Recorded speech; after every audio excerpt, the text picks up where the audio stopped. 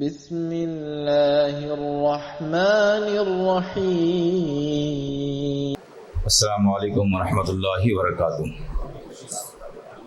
الحمد للہ رب العالمین والصلاة والسلام علی خیر خلقہ محمد وعلی آلہ وصحبہ اجمعین ومن تبعہم بإحسان الی یوم الدین، اما بعد۔ اعوذ باللہ من الشیطان الرجیم، بسم اللہ الرحمن الرحیم۔ هو الذی انزل علیک الکتاب منہ آیات محکمات ہن ام الکتاب واخر متشابہات الی آخر الآیہ۔ آج کے درس کے لیے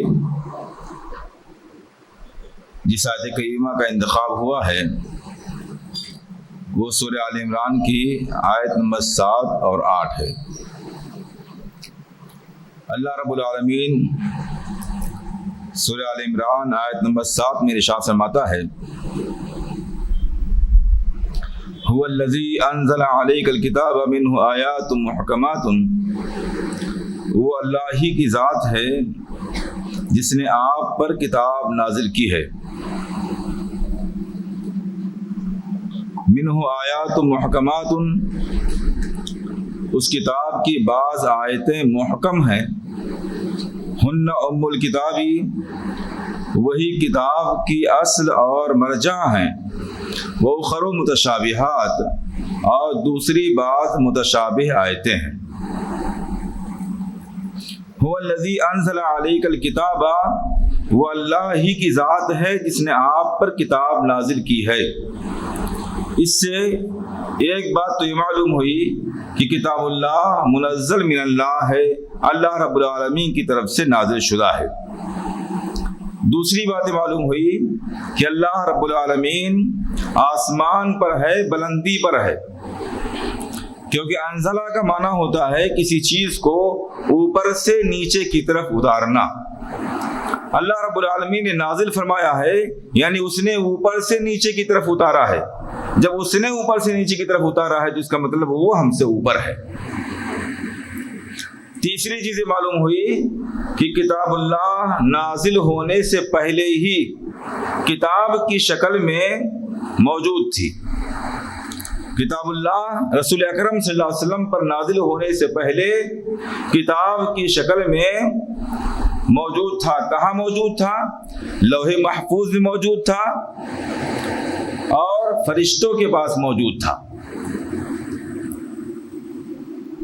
منہ آیات محکمات، اس کتاب کی بعض آیتیں محکم ہیں، وأخر متشابہات، اور بعض دوسری آیتیں متشابہ ہیں۔ معلوم یہ ہوا کہ قرآن کریم کی آیات دو قسم کی ہیں، بعض محکم ہیں اور بعض متشابہ ہیں۔ محکم کے معنی وہ آیات جن کی دلالت واضح ہو، وہ آیات جن کا معنی واضح ہو اور جن میں کئی معنی کا احتمال نہ ہو۔ جس کا معنی واضح ہو، جس میں کئی معنی کا احتمال نہ ہو۔ اور متشابہ سے مراد وہ آیتیں جن کی دلالت یا جن کا معنی واضح نہ ہو، اس لیے کہ اس کے کئی معنی کا احتمال ہو، اس کے اندر کئی معنی کا احتمال ہو، یا اس لیے کہ اس کے اندر جو بات بیان کی گئی ہے اس کا تعلق ایسی کیفیت سے ہے جسے انسان معلوم نہیں کر سکتا ہے۔ تو یہ دو قسم کی آیتیں ہیں۔ بعض وہ آیتیں ہیں جن کا معنی نہایت واضح ہے، ہر وہ آدمی اس کو اللہ رب العالمین نے عقل و شعور سے نوازا ہے، جو اس کتاب و سنت پر نظر رکھتا ہے، گہرا علم رکھتا ہے، وہ غور کرنے کے بعد میں اس کے معنی اور مفہوم کو سمجھ سکتا ہے۔ اور دوسری بات ایسی آیتیں ہیں جن کا معنی متشابہ ہے، یعنی ان میں ایک سے زیادہ معنی کا احتمال ہے، یا ان کے اندر جو بات بیان کی گئی ہے اسے وضاحت کے ساتھ سمجھنا انسان کے بس کی بات نہیں ہے۔ کتنا ہے علم کسی کے پاس ہو لیکن اسے وضاحت کے ساتھ سمجھنا انسان کے بس کی بات نہیں ہے، یا اس کے معنی متشابہ ہیں، یعنی اس کا معنی واضح نہیں ہے۔ یہ دو قسم کی آیات ہیں۔ اللہ رب العالمین نے محکم آیات کے بارے میں فرمایا ہن ام الکتابی، یہی کتاب کی ماں ہیں۔ ام کے معنی ماں، اور ام کا معنی اصل بھی ہوتا ہے، اور ام کا معنی مرجع بھی ہوتا ہے، جس کی طرف کوئی چیز واپس کی جائے، لوٹائی جائے۔ سورہ فاتحہ کی تفسیر میں بات گزری کہ سورہ فاتحہ کا ایک نام ام القرآن بھی ہے، اس اعتبار سے کہ وہ پورے قرآن کا اصل ہے، مرجع ہے، اس کے اندر پورے قرآن کے مضمون کو اختصار کے ساتھ سمیٹ دیا گیا ہے۔ اللہ رب العالمین یہاں فرماتا ہے کہ قرآن کریم کی بعض آیتیں محکم ہیں اور وہی کتاب کی ماں یعنی کتاب کا مرجع ہیں۔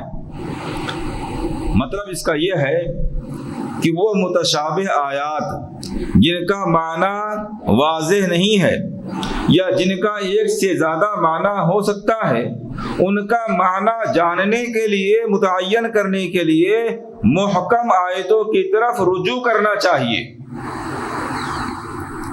بعض آیات کا معنی واضح ہے، بعض آیات کا معنی واضح نہیں ہے، بعض آیات میں ایک سے زیادہ معنی کا امکان ہے، تو وہاں وہ کس معنی میں آیا ہوا ہے اسے جاننے کے لیے ان آیتوں کی طرف لوٹ کر جانا چاہیے جن میں وہی مضمون وضاحت کے ساتھ بیان کیا گیا ہے۔ اس سے جہاں یہ بات معلوم ہوتی ہے کہ قرآن کریم کی آیات دو قسم کی ہیں، وہیں یہ بات بھی معلوم ہوتی ہے کہ قرآن کریم کی محکم آیتیں مرجع ہیں۔ اگر قرآن کریم کے معنی اور مفہوم کو کوئی جاننا چاہتا ہے تو متشابہ آیات کو سمجھنے کے لیے محکم آیات کی طرف لوٹنا پڑے گا، اور اسی سے بات معلوم ہوتی ہے کہ قرآن کریم کی بعض آیات بعض دوسری آیات کی توضیح اور تفسیر کرتی ہیں۔ اسی لیے قرآن یا حدیث کے کسی مضمون کو جاننے کے لیے بعض آیات یا بعض احادیث سے استدلال کر لینا اکثر دفعہ غلط معنی کی طرف لے جاتا ہے اور گمراہی کا سبب بن جاتا ہے۔ صحیح طریقہ یہ ہے کہ قرآن میں یا حدیث میں کسی بھی قسم کے مضمون کی تحقیق کرنی ہے تو اس مضمون کے بارے میں جو آیات آئی ہوئی ہیں ان کو یکجا کر کے پھر معنی نکالنے کی کوشش کی جائے، یا حدیث میں اس مضمون کی جو حدیثیں آئی ہوئی ہیں ان ساری حدیثوں کو اکٹھا کیا جائے اور ان ساری حدیثوں کے معنی کو ایک ساتھ رکھ کر کے پھر اس مضمون کو وضاحت کے ساتھ سمجھنے کی کوشش کی جائے۔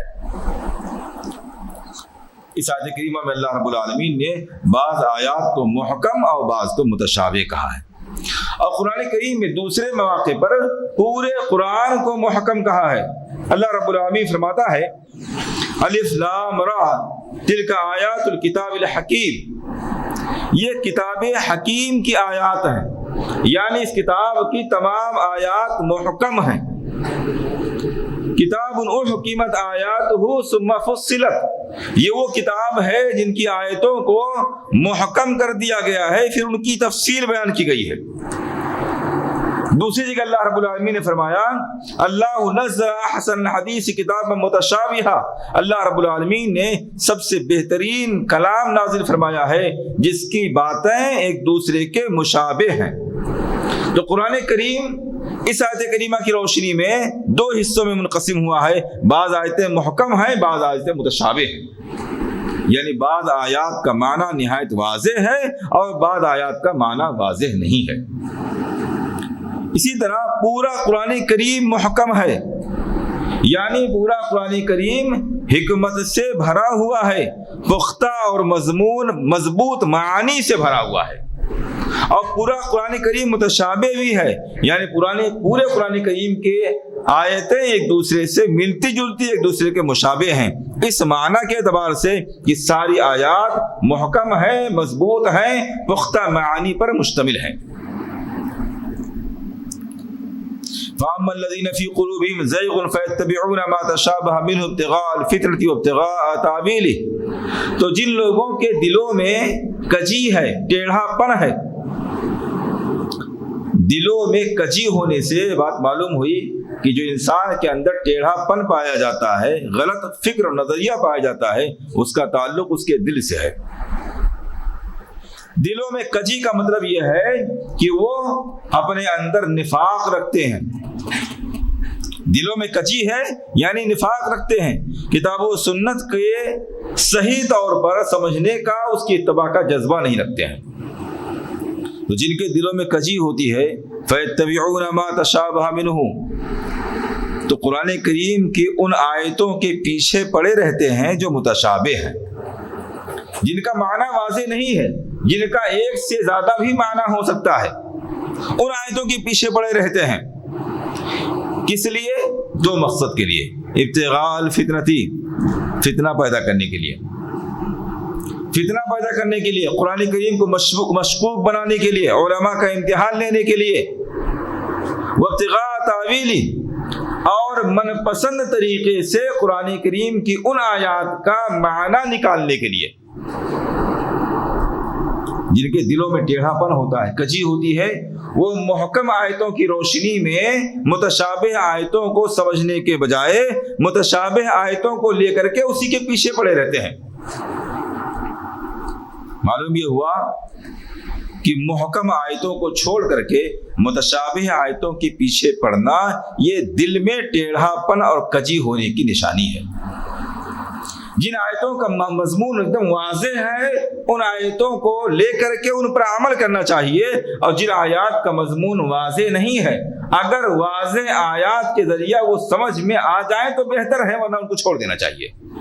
مثال کے طور پر حروف مقطعات، سورتوں کے شروع میں جو الف لام میم یا الف لام را یا یاسین یا قاف، اس قسم کے جو الگ الگ بولے جانے والے الفاظ استعمال ہوئے ہیں، یہ متشابہ ہیں، ان کا کیا معنی ہے واضح نہیں ہے۔ تو جن کے دلوں میں کجی ہوتی ہے وہ ان کے پیچھے پڑے رہتے ہیں، کیوں اللہ رب العالمین نے اس کو بیان کیا ہے، اس کا کیا معنی ہو سکتا ہے، یہ اس لیے بھی ہو سکتا ہے، اس کا یہ معنی بھی ہو سکتا ہے، اس کا یہ تعلق ہے، اس کے پیچھے پڑے ہوئے جس کا معنی ہی واضح نہیں، جس کا معنی واضح ہے اس کے پیچھے نہیں پڑے ہوئے، اس کی اتباع نہیں کرتے ہیں۔ یا مثال کے طور پر عیسائیوں نے متشابہ آیات کو لے کر کے عیسیٰ علیہ السلام کے تعلق سے اپنے نظریے کو مضبوط کرنے کی کوشش کی ہے۔ قرآن کریم عیسیٰ علیہ السلام کے تعلق سے بڑی صراحت کے ساتھ یہ بات کہتا ہے کہ عبد اللہ و رسول، وہ اللہ کے بندے اور اللہ کے رسول ہیں۔ یہ محکم بات ہے، ایک معنی اس کا ہے، دو معنی نہیں اس کا، یہ محکم بات ہو گئی۔ لیکن عیسیٰ علیہ السلام کے تعلق سے بعض مقامات پر ایسی بات کہی گئی ہے جس کا ایک سے زیادہ معنی بھی ہو سکتا ہے۔ مثال کے طور پر عیسیٰ علیہ السلام کے بارے میں کہا گیا کلمۃ اللہ روح منہ، وہ اللہ کا کلمہ ہے، اللہ رب العالمین کے روح ہیں۔ اب اللہ کا روح ہونے سے کیا مراد ہے یہ وہاں واضح نہیں کیا گیا ہے، اس کا دو معنی تین معنی ہو سکتا ہے۔ اب اس کا ایک معنی لے کر کے کہ اللہ کی روح ہے، یعنی اللہ کا ایک جز ہے، پارٹ ہے، جیسے بیٹا باپ کا جز ہوتا ہے، اس لیے یہ روح منہ اس بات کی دلیل ہے کہ عیسیٰ علیہ السلام اللہ کے بیٹے ہیں۔ دیکھیں واضح طریقے سے اللہ رب العالمین نے بیان کر دیا کہ عیسیٰ علیہ السلام اللہ کے بندے ہیں۔ ان واضح آیتوں کو نہیں لیا عیسائیوں نے، لیکن وہ آیتیں جن کا ایک سے زیادہ معنی ہو سکتا تھا، ہونا تو یہ چاہیے کہ اس کو لے کر کے اس کا معنی محکم آیتوں کے ذریعے سمجھا جائے۔ جس کا معنی واضح نہیں ہے اس کو واضح آیتوں کے ذریعے سمجھا جائے، لیکن انہوں نے ایسا نہ کر کے روح منہ سے یا کلمت اللہ سے غلط استعمال کرتے ہوئے کہا کہ عیسیٰ علیہ السلام اللہ کے بیٹے ہیں۔ یا مثال کے طور پر عیسائیوں نے کہا کہ عیسیٰ علیہ السلام تین معبودوں میں سے ایک ہے، معبود ایک نہیں ہے، معبود تین ہیں، اور عیسیٰ علیہ السلام تین میں سے ایک ہے۔ دلیل ان کی کیا ہے؟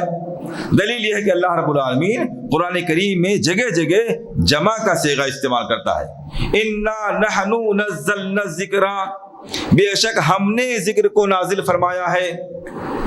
دیکھیں جمع کا صیغہ استعمال کیا، اور عربی گرامر کے اعتبار سے جمع کا صیغہ کم سے کم تین لوگوں کے لیے بولا جاتا ہے۔ اس کا مطلب یہ ہو جو کہتا ہے کہ ہم نے نازل کیا، تو اس کا مطلب نازل کرنے والا اکیلا ایک نہیں ہے، نازل کرنے والے تین ہیں، معبود تین ہوئے۔ یہ کیا ہے؟ غلط معنی نکالنا، جبکہ قرآن کریم میں بڑی صراحت کے ساتھ اللہ رب العالمین سورہ اخلاص وغیرہ میں فرماتا ہے احد ہے، وہ واحد ہے، اس کا کوئی شریک نہیں ہے۔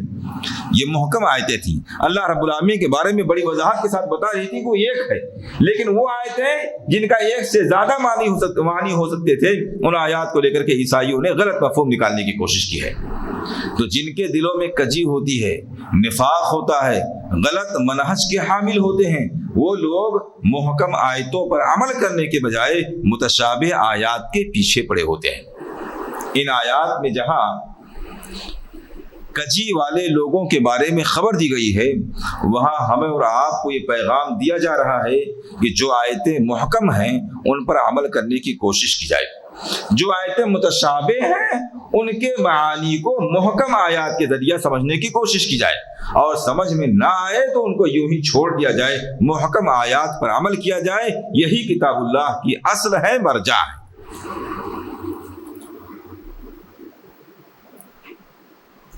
وما يعلم تاویلہ الا اللہ، جبکہ متشابہ آیتوں کی تعویل، ان کی تفسیر یا ان کی حقیقت اللہ رب العالمین کے علاوہ کوئی دوسرا نہیں جانتا ہے۔ محکم آیتوں کا جو معنی ہے وہ واضح ہے، متشابہ آیتوں کا جو معنی ہے اسے اللہ رب العالمین کے علاوہ کوئی نہیں جانتا ہے۔ اس سلسلے میں مفسرین کا اختلاف ہے۔ وما يعلم تاویلہ الا اللہ کہہ کر کے رک جانا چاہیے، یا والراسخون فی العلم بھی ایک ساتھ پڑھنا چاہیے، کیونکہ دونوں کے اعتبار سے معنی بدل جاتا ہے۔ اگر یہیں پر رک جائیں وما يعلم تاویلہ الا اللہ، تو معنی ہوگا کہ اللہ رب العالمین کے علاوہ متشابہ آیتوں کا معنی کوئی دوسرا نہیں جانتا ہے۔ اور اگر یہاں نہ رک کر کے والراسخون فی العلم پر رکیں تو معنی ہوگا کہ متشابہ آیتوں کا علاوہ معنی اللہ رب العالمین کے علاوہ اور پختہ علم رکھنے کے علاوہ کوئی دوسرا نہیں جانتا ہے، یعنی اللہ بھی جانتا ہے اور پختہ علم رکھنے والے لوگ بھی جانتے ہیں۔ اکثر مفسرین کی رائے یہ ہے کہ الا اللہ پر ٹھہر جانا چاہیے، کیونکہ متشابہ آیتوں کا معنی حقیقتاً میں اللہ رب العالمین کے علاوہ کوئی دوسرا نہیں جانتا ہے۔ لیکن دوسرے بعض مفسرین کی رائے یہ ہے کہ تعویل تفسیر کے معنی میں بھی آتا ہے اور تعویل حقیقت کے معنی میں بھی آتا ہے۔ تو اگر تعویل حقیقت کے معنی میں لے لیا جائے تب تو الا اللہ پر رکنا ضروری ہے، اس لیے کہ متشابہ آیات کی حقیقت اللہ رب العالمین کے علاوہ کوئی نہیں جانتا ہے۔ لیکن اگر تعویل تفسیر کے معنی میں لیا جائے تو والراسخون فی العلم پر رکنا چاہیے، کیونکہ پختہ علم رکھنے والے لوگ بھی متشابہ آیات کی تفسیر کو جانتے ہیں۔ یہاں ایک مسئلہ یہ بھی واضح ہو جانا چاہیے کہ ہمارے معاشرے میں کئی حضرات یہ غلط فہمی پھیلا رہے ہیں کہ صفات کی آیات متشابہ ہیں۔ مثال کے طور پر اللہ رب العالمین کے تعلق سے نزول کا یا اس کے لیے ہاتھ کا یا پیر کا یا چہرے کا یا عرش کا یا کرسی کا جو تذکرہ آیا ہوا ہے، یہ سب جو صفات سے متعلق آیات ہیں یہ سب متشابہ ہیں، کیونکہ ان کا معنی نہیں سمجھا جا سکتا ہے، حالانکہ یہ غلط ہے، بے بنیاد چیز ہے، کیونکہ یہ تمام آیات اپنے معنی میں بالکل واضح ہیں۔ ید عربی میں ہاتھ کے معنی میں آتا ہے، وجہ عربی میں چہرے کے معنی میں آتا ہے، رجل پیر کے معنی میں آتا ہے، قدم کے معنی میں اردو میں استعمال ہوتا ہے، عرش کی ایک حقیقت ہے جو بیان کی گئی ہے، کرسی کی ایک حقیقت ہے جو بیان ہوئی ہے۔ لہٰذا یہ تمام کی تمام چیزیں غیر متشابہ محکم ہیں، ان کا معنی واضح ہے، البتہ اس اعتبار سے یہ متشابہ ہیں کہ ان کی حقیقت اور کیفیت کوئی نہیں جانتا ہے۔ وجہن کے معنی چہرہ ہوتا ہے، اللہ کے پاس چہرہ ہے، یہ واضح ہے، اس معنی میں یہ محکم ہے، لیکن چہرے کی کیفیت کیا ہے یہ کسی کو معلوم نہیں ہے۔ تو کیفیت کے اعتبار سے صفات کی آیتیں متشابہ ہیں، لیکن معانی کے اعتبار سے صفات کی آیتیں محکم ہیں، ان کے دو معنی نہیں ہو سکتے ہیں۔ اس بات کو ذہن میں رکھنا انشاءاللہ مفید ہوگا، اس لیے کہ بہت سے لوگ اس طرح کی غلط فہمی پیدا کر رہے ہیں کہ عرش وغیرہ یہ بے حقیقت چیزیں ہیں، ان کا کوئی معنی نہیں ہے، سب متشابہ باتیں ہیں۔ والراسخون فی العلم یقولون آمنا بہ، اور علم میں پختگی رکھنے والے لوگ یہ کہتے ہیں کہ ہم متشابہ آیتوں پر بھی ایمان رکھتے ہیں، کل من عند ربنا، یہ سب ہمارے رب کی طرف سے ہے۔ اس سے ایک بات معلوم ہوئی کہ علماء کی دو قسمیں ہیں، جیسے یہ بات معلوم ہوئی کہ لوگوں کی دو قسمیں ہیں، لوگوں کی دو قسمیں ہیں، بعض وہ لوگ جو دلوں میں کجی رکھتے ہیں، بعض وہ لوگ جن کے دلوں میں کجی نہیں ہے۔ ایسے علماء کی دو قسمیں ہیں، پختہ اور گہرا علم رکھنے والے لوگ اور سرسری اور کم علم رکھنے والے لوگ۔ اللہ رب العالمین نے الراسخون فی العلم کا تذکرہ کر کے گویا اس بات کی رغبت دلائی ہے کہ انسان کو گہرا اور پختہ علم حاصل کرنا چاہیے۔ اسی طرح اللہ رب العالمین اس میں اس بات کا پیغام دیتا ہے کہ ایک مومن کو چاہیے کہ وہ پختہ علم رکھنے والے علماء کی طرح محکم آیتیں اور محکم متشابہ آیتیں دونوں پر ایمان رکھیں، دونوں میں سے کسی کا انکار نہ کریں، محکم آیتوں پر عمل کریں، متشابہ کے پیچھے نہ پڑیں۔ کل من عند ربنا، یہ سب ہمارے رب کی طرف سے نازل شدہ ہے۔ وما یذکر الا اولو الالباب، اور ان آیات سے صرف عقل رکھنے والے لوگ ہی نصیحت حاصل کرتے ہیں۔ معلوم یہ ہوا کہ عقل مند ہونا قابل تعریف ہے۔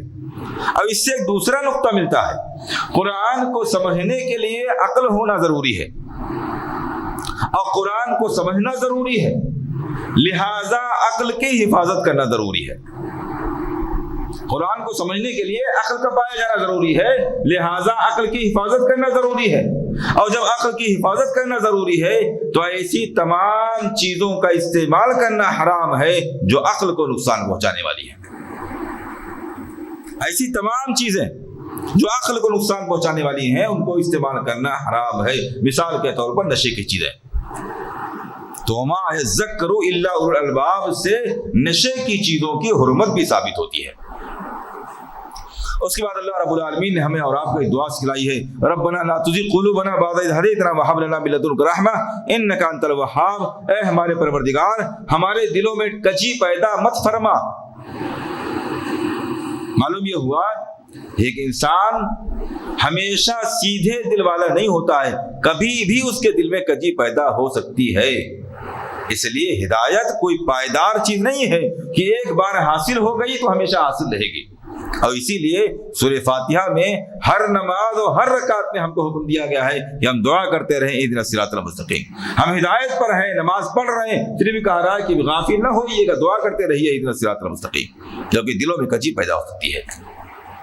ربنا لا تزغ قلوبنا، اے اللہ ہمارے دلوں میں کجی پیدا مت فرما، بعد اذ ہدیتنا، ہدایت عطا کرنے کے بعد میں، وہب لنا من لدنک رحمہ، اور ہمیں اپنی جانب سے رحمت عنایت فرما دے، انک انت الوہاب، یقیناً تو ہی عطا کرنے والا ہے۔ یہ دعا سکھلائی گئی ہے تاکہ انسان کے دل میں کجی نہ رہے، وہ محکم آیات پر عمل کرے اور متشابہ آیات پر ایمان رکھے۔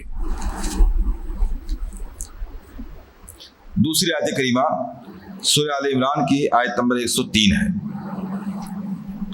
اللہ رب العالمین ارشاد فرماتا ہے، وَاعْتَصِمُوا بِحَبْلِ اللَّهِ جَمِيعًا وَلَا تَفَرَّقُوا، وَاعْتَصِمُوا بِحَبْلِ اللَّهِ جَمِيعًا، اور اللہ رب العالمین کی رسی کو مضبوطی کے ساتھ پکڑ لو۔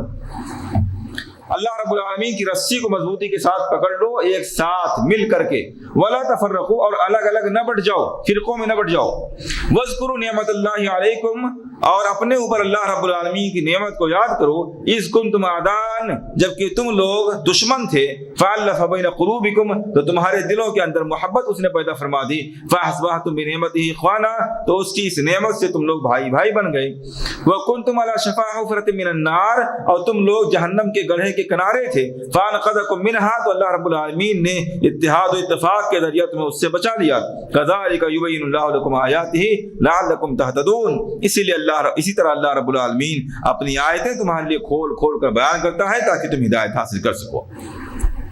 وَاعْتَصِمُوا بِحَبْلِ اللَّهِ جَمِيعًا، اور مضبوطی کے ساتھ پکڑ لو اللہ کی رسی کو۔ اللہ کی رسی سے مراد کیا ہے؟ صحیح مسلم کی روایت ہے کہ حبل اللہ سے مراد کتاب اللہ ہے۔ بعض علماء نے لکھا ہے کہ اس سے مراد اللہ کا دین ہے، اس سے مراد اللہ کی شریعت ہے۔ یہ ساری باتیں اپنی جگہ درست ہے، لیکن حدیث کے اندر حبل اللہ سے مراد کتاب اللہ ہے۔ اللہ کی رسی سے مراد اللہ کی کتاب ہے، اور اللہ کی کتاب کو اللہ کی رسی اس لیے کہا گیا ہے کیونکہ رسی کے ذریعہ بلندی پر جس طرح سے چڑھا جاتا ہے، ایسے ہی اللہ کی کتاب کو جو آدمی مضبوطی کے ساتھ پکڑ لے گا وہ دنیا اور آخرت میں بلندی پر چڑھتا چلا جائے گا۔ وہ رسی کسی چیز تک پہنچانے کا ذریعہ ہے، ایسی کتاب اللہ بلندی اور عزت اور جنت تک پہنچانے کا ذریعہ ہے۔ تو اللہ کی رسی کو مضبوطی کے ساتھ پکڑ لو، جمیعاً ایک ساتھ مل کر کے اللہ کی رسی کو سارے لوگ اتحاد اور اتفاق کے ساتھ پکڑ لو. ہر آدمی اپنے اپنے طور پر اللہ کی رسی کو پکڑے ہوئے ہو, یہ اسلام کو مطلوب نہیں ہے. اسلام یہ چاہتا ہے کہ اسلام پر عمل بھی ہو اور اجتماعیت بھی باقی رہے, سارے لوگ مل کر کے اسلام کے احکام پر عمل کریں. ولا تفرقوا, اور آپس میں فرقوں میں نہ بٹ جاؤ. فرقوں میں بٹ جانا یہ اللہ کی رسی کو پکڑنے کے خلاف ہے. اگر سارے لوگ الگ الگ مختلف ٹولیوں میں بٹ کر کے کتاب اللہ پر عمل کی بات کریں تو یہ بھی کتاب اللہ کے خلاف ہے.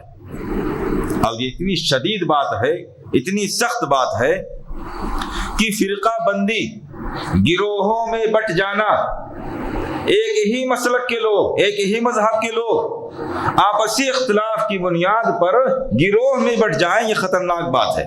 ایک ہے اختلاف, ایک ہے افتراق, دونوں الگ الگ چیزیں ہیں. اختلاف کا مطلب یہ ہے کہ میرا خیال آپ کے خیال سے مختلف ہے, میرے نظریہ آپ کے نظریے سے مختلف ہے, میری رائے آپ کے نظریے سے, آپ کی رائے سے مختلف ہے. ایسا ممکن ہے؟ صحابہ کرام کی زندگیوں میں دیکھیے بے شمار اختلافات پائے جاتے تھے. اپنی اپنی عقل کے اعتبار سے, اپنے اپنے شعور اور اپنے اپنے تجربے کے اعتبار سے لوگوں کی اپنی اپنی رائے ہوا کرتی تھی. اللہ کے رسول صلی اللہ علیہ وسلم کی رائے کچھ اور ہے, صحابہ کرام کی رائے کچھ اور ہے. بے شمار واقعات ایسے موجود ہیں. یہ اختلاف ہے. اگر اچھی نیت کے ساتھ اس طرح کے اختلافات پائے جائیں تو یہ نہ صرف یہ کہ مذمت والا کام نہیں ہے, بلکہ شریعت کی نظر میں یہ پسندیدہ کام ہے. اختلاف کا پایا جانا مذمت کی چیز نہیں, یہ پسندیدہ چیز ہے. اور اسی لیے آپ دیکھیے اللہ رب العالمین اہل ایمان کے بارے میں فرماتا ہے وَشَاوِرُهُمْ فِي الْأَمْرِ وَأَمْرُهُمْ شُورَى بَيْنَهُمْ, اور آپ لوگوں سے مشورہ کیجئے. اور فرمایا کہ وَأَمْرُهُمْ شُورَى بَيْنَهُمْ, ان کا آپسی معاملہ آپسی مشورے سے طے ہوتا ہے. مشورہ کیوں لیا جاتا ہے؟ اس لیے کہ لوگوں کی الگ الگ رائے ہوتی ہے, لوگوں کی رائے لی جائے اور اس کے بعد میں غور کر کے اس میں سے بہتر رائے پر عمل کیا جائے. معلوم یہ ہوا کہ اسلام چاہتا ہے کہ آدمی اچھی نیت کے ساتھ اپنے دماغ کا, اپنے تجربے کا استعمال کرتے ہوئے معاشرے میں اپنی رائے دے اور لوگ ان کی رائے کو استعمال کریں اور اس کو حاصل کریں, مشورہ کریں. یہ اختلاف کا ہو جانا یہ فطری بات ہے. بلکہ ایک عالم دین نے بات لکھی ہے کہ اگر کسی معاشرے میں تمام معاملات میں لوگوں کی ایک ہی رائے بن نہیں ہے, اختلاف کبھی ہو ہی نہیں رہا ہے, جب بھی مشورہ ہوتا ہے ایک آدمی کوئی بات بولتا ہے سارے لوگ اسی پر آمنا صدقنا کہہ رہے ہیں, کوئی اختلاف نہیں ہو رہا ہے, تو یہ دو باتوں کی نشانی ہے. یا تو اس ایک شخص کے علاوہ دوسرے لوگ بے عقل ہیں, اپنی کوئی رائے, اپنی کوئی سمجھ, اپنا کوئی تجربہ رکھتے ہی نہیں, کوئی بات ہے ہی نہیں ان کے پاس, جو کہہ دیا گیا وہی ان کو صحیح لگ رہا ہے. اور یا وہ منافقت کے شکار ہیں, یا وہ منافقت کے شکار ہیں. ایک شخص نے ایک رائے رکھی ہے, ہمیں وہ رائے پسند نہیں, میں جانتا ہوں کہ میرے نزدیک وہ رائے مناسب نہیں ہے, دوسری کوئی رائے میرے پاس ہے, لیکن میں اپنی رائے کو اپنے دل میں چھپائے بیٹھا ہوا ہوں. میں کہہ رہا ہوں ٹھیک ہے کوئی بات نہیں, کیا ضرورت ہے کہنے کی, کیا ضرورت ہے اختلاف کرنے کی. یا تو منافقت پائی جاتی ہے یا ایسے لوگ لاشعور ہے, ان کے پاس عقل نہیں ہے. اس لیے معاشرے میں اختلاف کا پایا جانا, اچھی نیت کے ساتھ تمام لوگوں کا اپنی اپنی رائے کو پیش کرنا, یہ شریعت کی نظر میں پسندیدہ ہے. لیکن اس رائے کے اختلاف کی بنیاد پر لوگوں کا الگ الگ جماعتوں میں بٹ جانا, الگ الگ ٹولیوں میں بٹ جانا, الگ الگ مسلکوں اور فرقوں میں بٹ جانا, یہ نہایت شدید گناہ کا کام ہے. اگرچہ سارے فرقے کے لوگ اپنی نسبت قرآن و حدیث کی طرف کیوں نہ کریں, سب قرآن و حدیث پر عمل کی بات کریں, لیکن ذاتی رائے کے اختلاف کی بنیاد پر الگ الگ ٹولیوں میں, الگ الگ جماعتوں میں بٹ جائیں, یہ نہایت سخت گناہ کا کام ہے. اور اتنا سخت گناہ کا کام ہے کہ اسلام وقتی طور پر شرک کو برداشت کر سکتا ہے مگر تفرقہ بازی کو برداشت نہیں کرتا ہے. بہت قابل غور بات ہے. اسلام میں سب سے بڑا جرم شرک ہے. کتاب اللہ اور انبیاء کا آنا شرک کو مٹانے کے لیے ہوا ہے, لیکن اسلام وقتی طور پر تھوڑے دنوں کے لیے, کچھ ٹائم کے لیے شرک کو برداشت کر سکتا ہے. لوگ کچھ دنوں تک شرک پر قائم رہے, یہ برداشت ہے, لیکن لوگ ٹولیوں میں بٹ جائیں, فرقوں میں بٹ جائیں, یہ اسلام کو برداشت نہیں ہے. اس کی وجہ ہے اگر لوگ شرک پر باقی رہیں گے تو ان کے اصلاح کی امید پیدا رہے گی، باقی رہے گی۔ جیسے کہ آج دیکھیے نہ جانے کتنے شرک کرنے والے لوگ توبہ کر کے توحید میں داخل ہو رہے ہیں۔ تو شرک سے توبہ کی امید ہے، بدعتوں سے توبہ کی امید ہے، لیکن فرقوں میں بٹ جانے کے بعد میں پھر دوبارہ پلٹ کر کے متحد ہونے کی امیدیں بہت کم رہ جاتی ہیں، کیونکہ پھر ہر آدمی اپنے اپنے ٹولی کی، اپنے اپنے نظریے کی، اپنے اپنے فرقے کی غلط اور صحیح طریقے سے سپورٹ کرنے اور تائید کرنے کی کوشش کرنے شروع کر دیتا ہے۔ تو فرقہ بندیوں میں اتحاد اور رجوع کے چانسز بہت کم ہو جاتے ہیں، اور اسی لیے آپ دیکھیے یہ باتیں فرضی نہیں ہے جو میں کہہ رہا ہوں کہ اسلام شرک کو وقتی طور پہ برداشت کر سکتا ہے مگر تفرقہ بازی کو برداشت نہیں کرتا ہے، یہ بات دلیل کی روشنی میں ہے۔ آپ دیکھیے اللہ رب العالمین نے موسیٰ علیہ السلام کی قوم کا تذکرہ کیا ہے کہ موسیٰ علیہ السلام حضرت ہارون علیہ السلام کو قوم میں چھوڑ کر کے جا رہے ہیں کتاب لینے کے لیے طور پر، معلوم ہے نا؟ موسیٰ علیہ السلام اللہ رب العالمین کے حکم سے طور پر جا رہے ہیں۔ موسیٰ علیہ السلام طور پر چلے گئے، ہارون علیہ السلام قوم میں ان کی اصلاح کے لیے نائب کے حیثیت سے باقی ہیں۔ اسی درمیان سامری نامی شخص نے ایک بچڑا تیار کیا اور لوگوں سے کہا کہ یہی تمہارا معبود ہے، اس کی پوجا کرو۔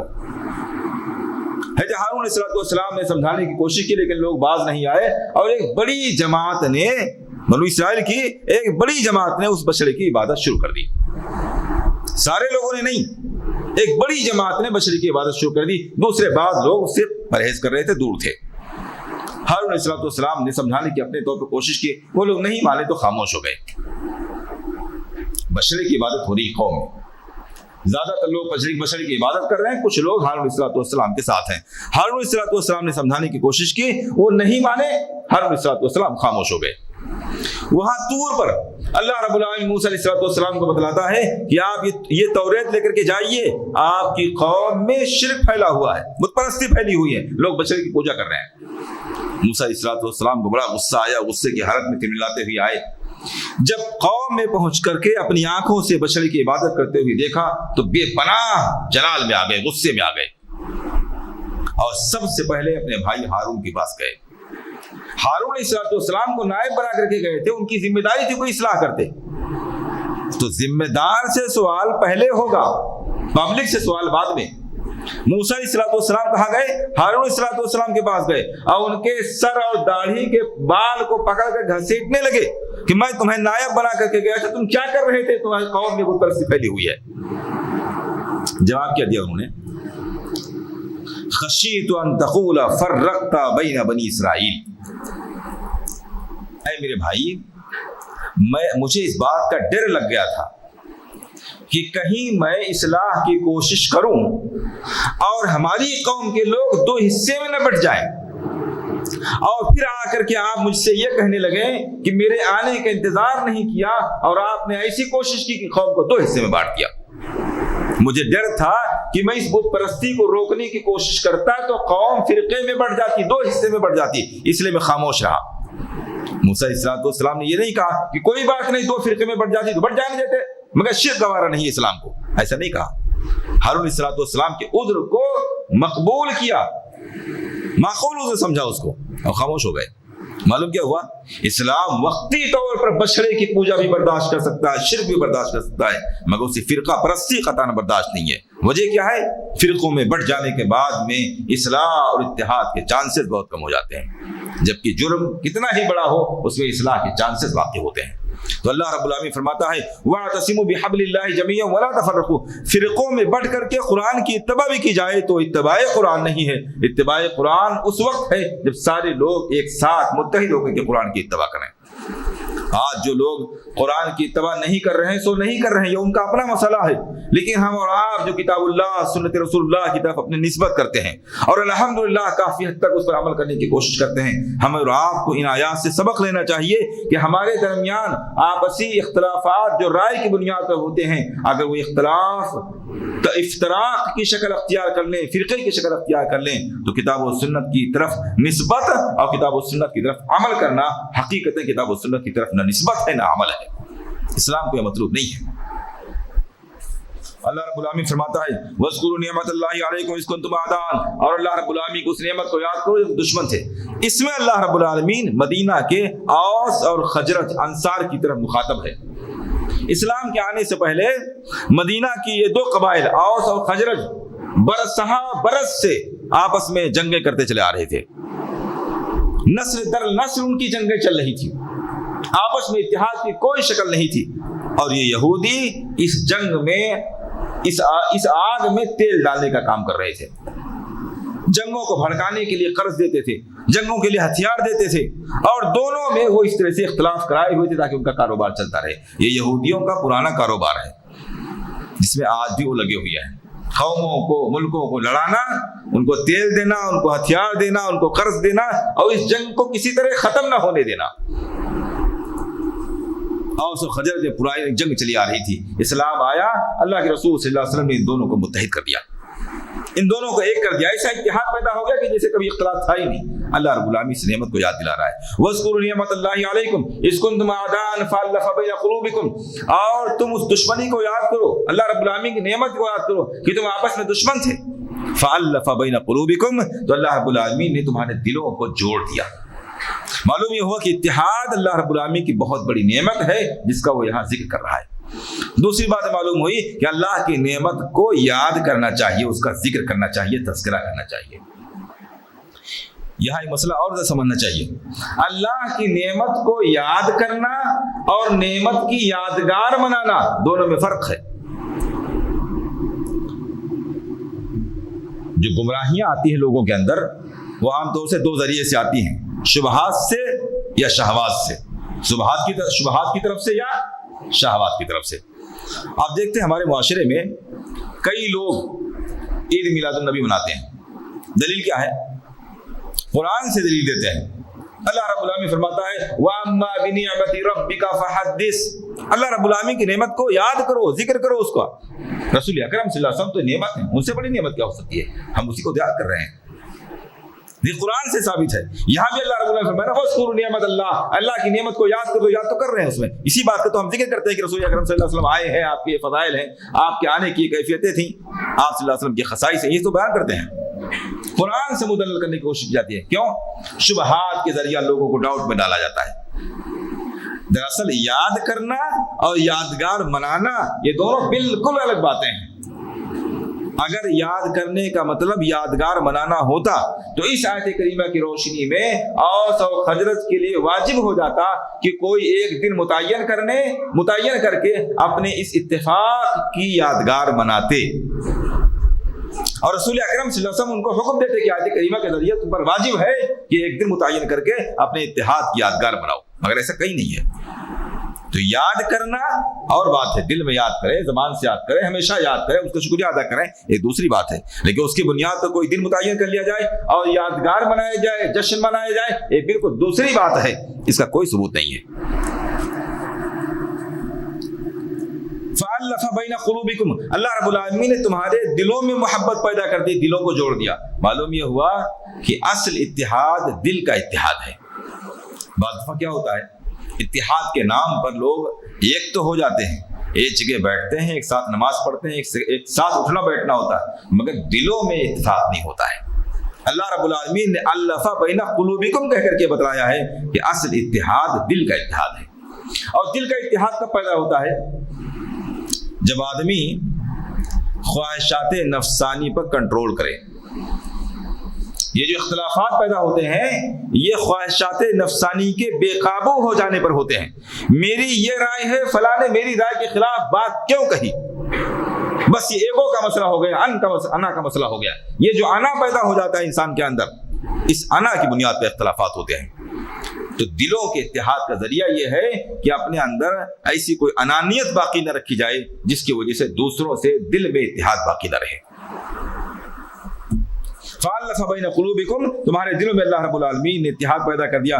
فَأَصْبَحْتُمْ بِنِعْمَتِهِ إِخْوَانًا، تو اللہ کی اس نعمت سے تم لوگ بھائی بھائی بن گئے۔ تو آپس میں مسلمان بھائی بھائی کب بنیں گے؟ جب ان کے اندر اتحاد ہوگا۔ اتحاد کب ہوگا؟ جب انانیت ختم ہوگی۔ انانیت کب ختم ہوگی؟ جب کتاب اللہ پر سب لوگ ایک ساتھ مل کر کے عمل کریں گے۔ یہ پورا ترتیب ہے پوری۔ وَكُنْتُمْ عَلَى شَفَا حُفْرَةٍ مِّنَ النَّارِ، اور تم لوگ جہنم کے گڑھے کے کنارے تھے۔ فَأَنْقَذَكُم مِّنْهَا، تو اللہ رب العالمین نے تمہیں بچا لیا جہنم نے گرنے سے۔ کس چیز کے ذریعہ؟ اتحاد کے ذریعہ.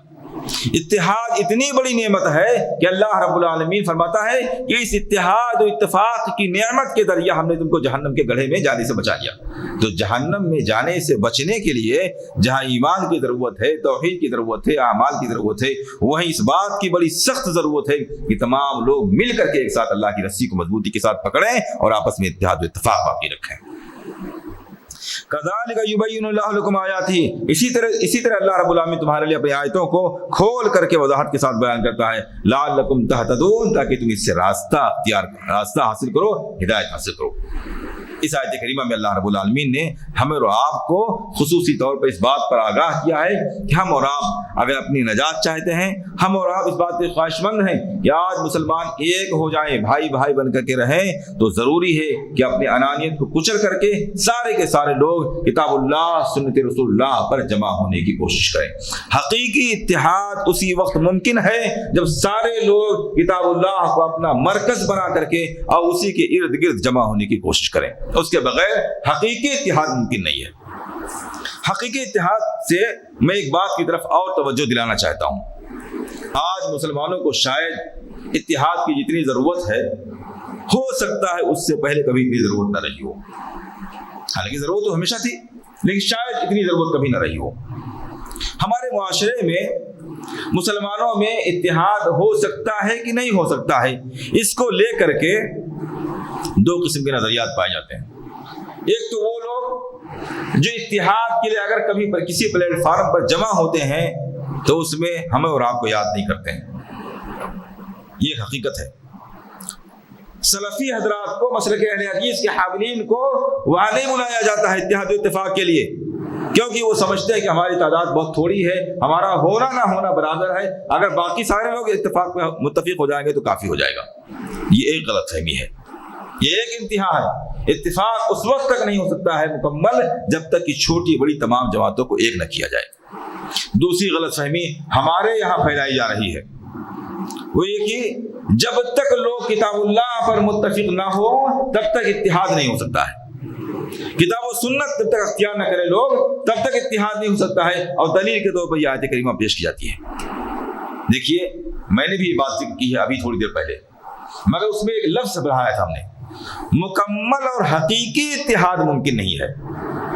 مکمل اور حقیقی اتحاد ایک دوسری چیز ہے، اور وقتی اور جزوی اتحاد ایک دوسری چیز ہے.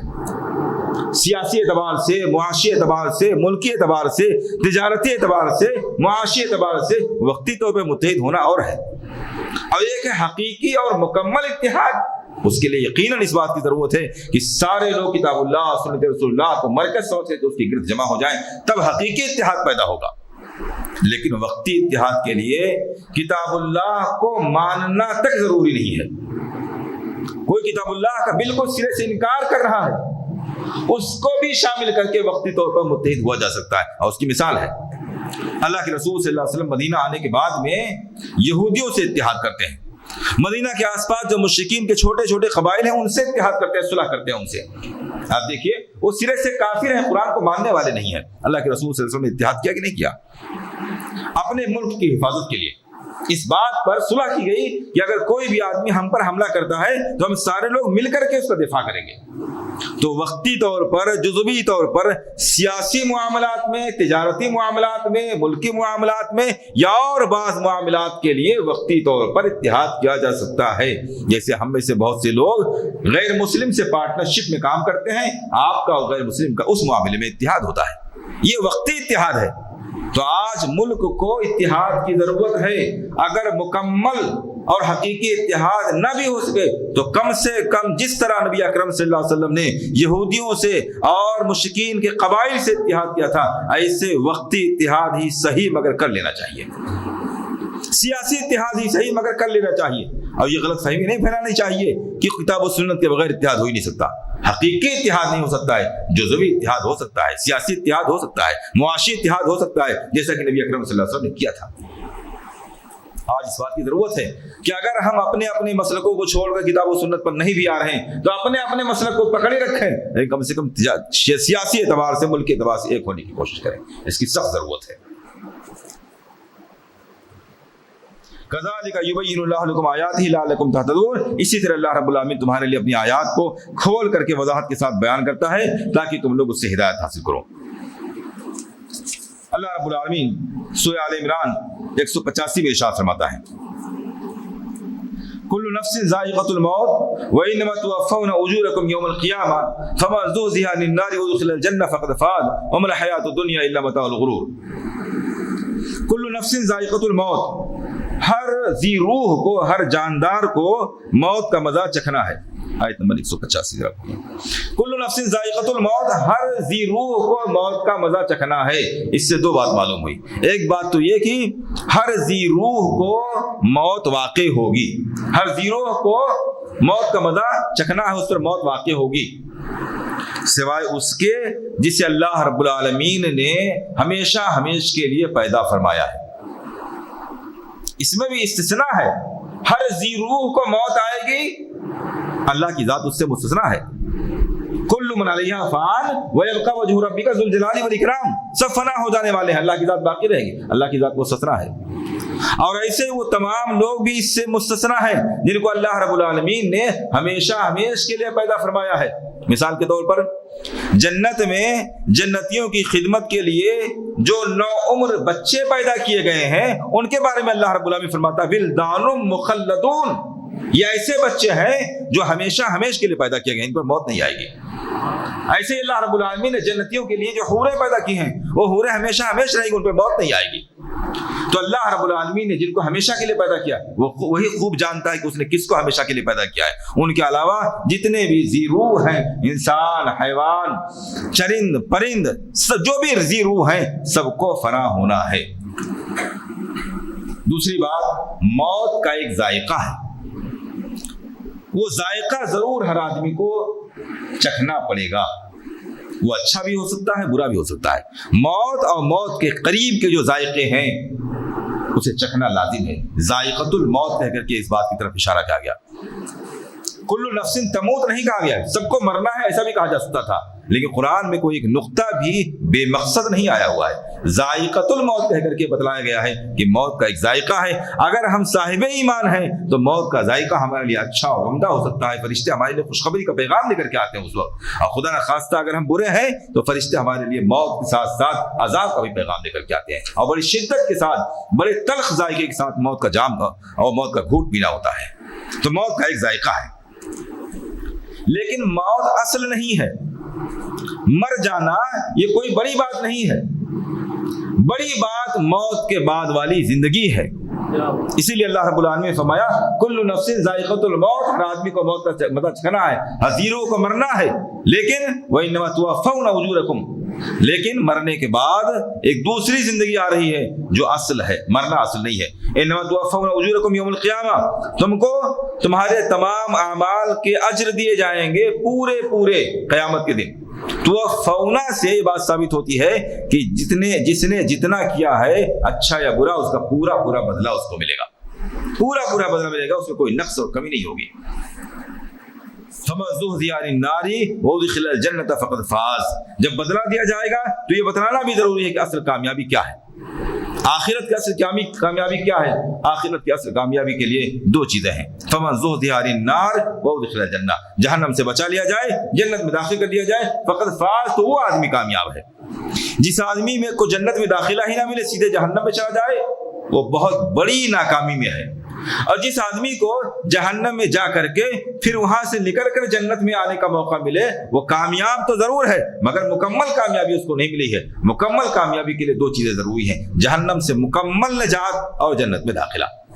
وَمَا الْحَيَاةُ الدُّنْيَا إِلَّا مَتَاعُ الْغُرُورِ، بات چل رہی تھی موت کی، بات چل رہی تھی اجر کی، بات چل رہی ہے کامیابی کی، بات چل رہی ہے جنت و جہنم کی۔ اللہ رب العالمین آخر میں فرماتا ہے وَمَا الْحَيَاةُ الدُّنْيَا إِلَّا مَتَاعُ الْغُرُورِ، یہ دنیا کی زندگی دھوکے کا سامان ہے۔ بظاہر کوئی تعلق معلوم نہیں پڑتا ہے، ایک الگ مضمون چل رہا تھا، اللہ رب العالمین نے بالکل دوسرا مضمون چھیڑ دیا، حالانکہ ایسا نہیں ہے، بے ربط نہیں ہے، دونوں کے درمیان رابطہ ہے۔ اللہ رب العالمین دنیا کا تذکرہ کر کے یہ بتلانا چاہتا ہے کہ تمہاری کامیابی میں رکاوٹ بننے والی چیزوں میں سے سب سے بڑی اور سب سے دھوکے کی چیز یہ دنیا ہے۔